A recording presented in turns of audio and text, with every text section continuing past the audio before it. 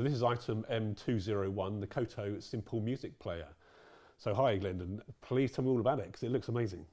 Okay, well, we've assessed all the design issues about what's the problem with modern music players for people with dementia. And bear in mind Parkinson's is part of dementia as well. Yes. And there's lots of great stuff out there. It's all very affordable, but there's a tremendous problem with understanding that modern music players firstly actually play music, and secondly, how on earth do you control them? Yeah, absolutely. So we have a design philosophy of making things as simple as possible and as intuitive as possible. So what we did was strip down all the functional controls for the person with dementia, and we've made an MP3 player that is highly intuitive and they don't really have to think about much at all. It looks like an old music player. It looks like something that plays music. It does indeed. That was the primary starting point. So it's not some sleek modern kind of thing. It's certainly not an iPod. No, no. It's not a CD player. People have terrible trouble with CD players. Absolutely. People with Parkinson's have trouble moving the knobs. Yes. Anything rotational is a difficulty. So we've tried to get around all of those problems. And it's really aimed at mid-stage or later stage dementia. We'll talk about loading music in a bit, but sure. It has music loaded into it. It's a standalone item. It's permanently plugged in. The idea being that the person with dementia doesn't have to remember to switch it on or off. Okay, right, yeah. And if they want to play music, all they have to do is lift the lid. Well, that's great. Nice and simple. Yeah, and if they want to stop the music, they close the lid. So you've got this whole intuitive thing of opening something to make it work. What is this thing? You know, let's open it. Oh, it's a music player. Yeah, fantastic. The only other control we if you like, permit the person with dementia to use is next track, which is this big black button there. Right. That goes onto the next track. And whatever's loaded in there, it plays in a continuous loop. Okay. So if you get to the end of the playlist, it'll start again, and so they'll always have that music available to them. Fantastic. So how many songs on that? What sort of memory has it got? Well, it's ridiculous. You can get for a 3-minute song, you can get about 1,500 songs on there, which is way more enough. It's not the thing to do. We get quite a few people saying, "What's the capacity?" Sure, and in fact, it's a ludicrous question, and what you really need to do, and the way it really works, is that we just put there's 5 songs on there. They're all Glenn Miller stuff, which actually is getting a bit old for the modern dementia. Yeah, absolutely. Person with dementia. We put it on there simply to prove it works.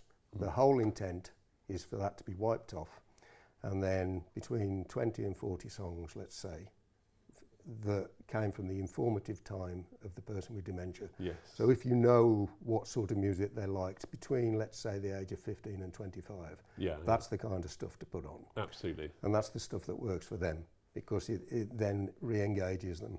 And the effects are stunning. They're really stunning. If you get the right music, and you don't want a lot, because if you've got 1,500 tunes on, they're never. No, I've never liked 1,500 tunes that would spurt.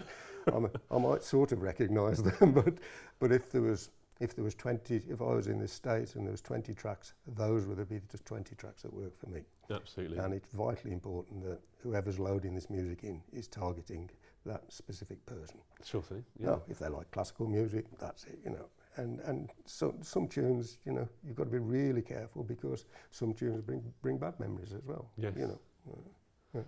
Okay. Yeah. Well, that's good, and it sounds great.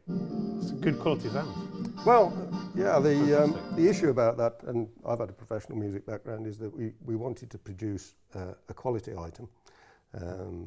So again, it's not one of these cheap knockoff items, if you like, for plastic cases.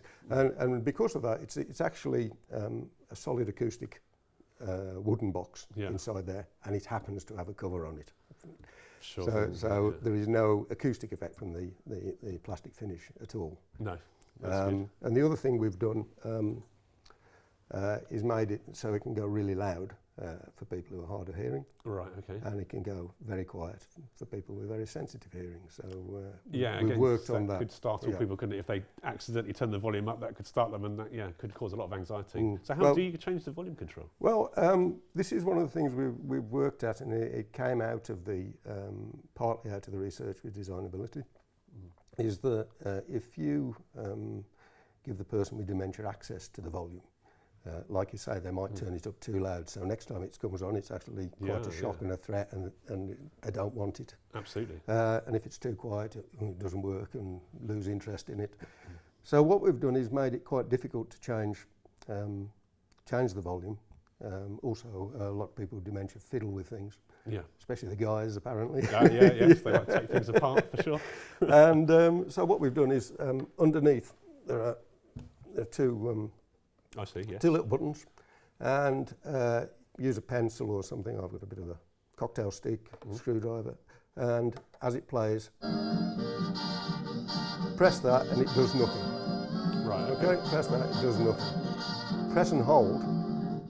After 3 seconds, it starts moving. Ah, right, yes. Right, so that's gone down very quietly, so it's sensitive. There's, whilst we're on that subject, there's, on the back you've got an earphone socket. Okay. So if you're in a care home environment and you don't want to disturb anybody else, you can have earphones in there.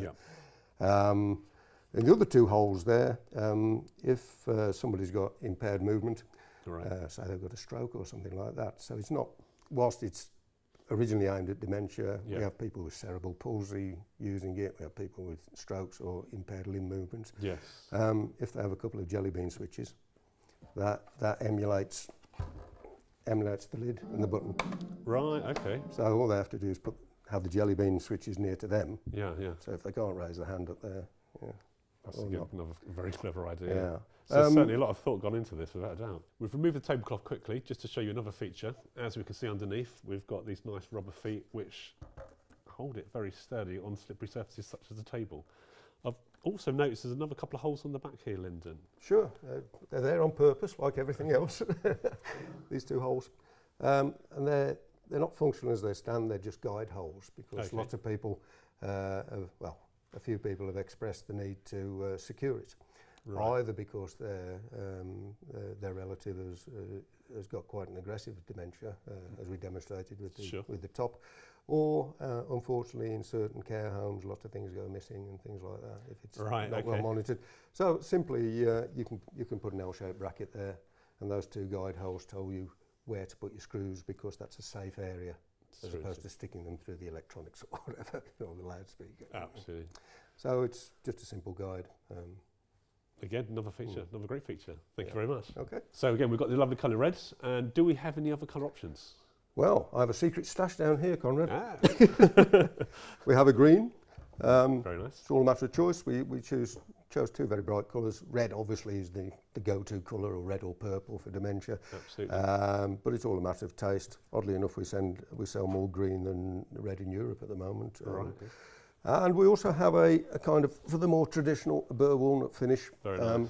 Bit more expensive because we have to use a different manufacturing technique. These are injection moulded.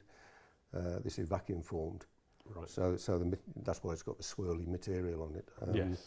But yeah, it goes on your classic old sideboard very well, and they all work in the same way. Thank you very much. Okay. So this is item M201, the Koto simple music player.